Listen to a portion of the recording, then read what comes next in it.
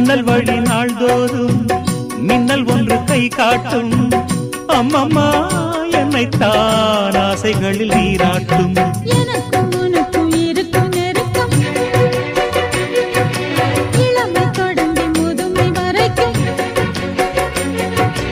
இரவும் பகலும் உறவை வளர்க்கும். இடையில் இருக்கும் தடையை தகர்க்கும். விலகாத